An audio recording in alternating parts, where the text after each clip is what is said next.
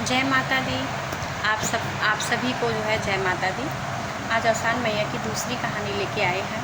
आशा है आप सबको ये कहानी पसंद आएगी।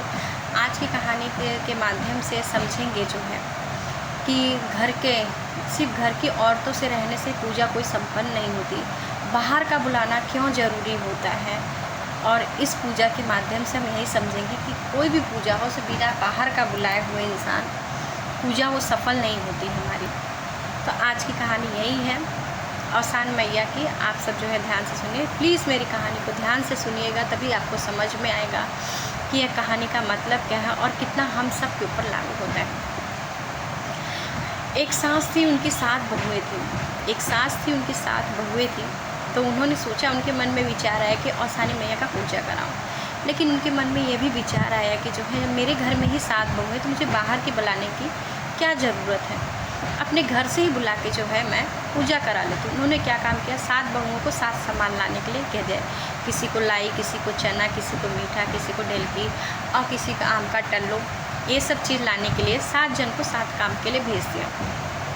काफ़ी समय जब बीत गया, उन्हें यह हुआ कि मेरी बहुएँ इतने टाइम से जो है सामान लेने गई हैं, 2-3 घंटे का समय बीत गया पर अभी तक कोई लौटा नहीं। तब अवसान मैया को ये लगा कि लगता है इसको ये समझ में नहीं है कि बिना बाहर का बुलाए से जो है पूजा संपन्न नहीं होती। घर में चाहे कितने भी लोग हों, लेकिन बिना बाहर की औरतें आए हुए पूजा संपन्न नहीं होती, क्योंकि अपना घर का चीज़ तो घर में ही रह जाएगी, फिर बाहर क्या बटेगा, फिर उनका महिमा गुणगान बाहर के लोग क्या जानेंगे। इसलिए जो है मैया को खुद जो है बूढ़ी औरत का वेश बना के अवसान मैया आई और उन्होंने बोला कि देखिए आप क्यों परेशान हैं। तो उन्होंने यही कहा कि मैंने मेरी 7 बहुएँ थी, 7 बहुओं को जो है सामान लाने के लिए भेजा, पर अभी भी कोई लौटा नहीं है। मैं चाहती थी अवसान मैया पूजा समय पर हो, पर अभी तक कोई घर पे लौटा नहीं हो, इसलिए मैं बहुत चिंतित हूँ। तो अवसान मैया बोली, एक काम करो जो है कि एक काम करो, तुम 7 सुहागिन को बाहर से मतलब बुलाओ।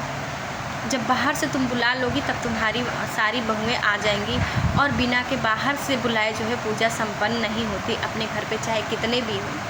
लेकिन जब बाहर के लोग आएंगे तो आपका कुछ मतलब सामान बाहर के लोगों को जाएगा। मेरे पूजा का सामान जो है, जो अवसानी मैया का पूजा का सामान बाहर जाएगा तो लोगों में थोड़ी जागरूकता होगी और वो उनकी महिमा कृपा समझेंगे। घर के लोग में अगर घर में ही रह जाएगा तो इसका क्या मतलब होगा। तो तुम जाके यही काम करो, इससे जो है तुम्हारी बहुएँ लौट आएंगी। तो उनकी थोड़ी चिंता थोड़ी कम हुई। वो बोली ठीक है, बुजुर्ग है, अगर कोई चीज़ कह रही तो हो सकता है मेरे अच्छे के लिए कह रही हूँ। इसलिए वो गई, 7 सुहागनों को न्योता दी कि चलो मेरे घर पे अवसान मैया की पूजा है, आप सभी को आना है। जैसे ही वो 7 सुहागनों को बाहर से न्योता दे के आई, तभी जो उनकी सारी 7 बहुएँ जो है घर पर आ गए। जब 7 बहुएँ घर पे आ गई तब उन्होंने पूजा संपन्न कराई अवसान मैया की।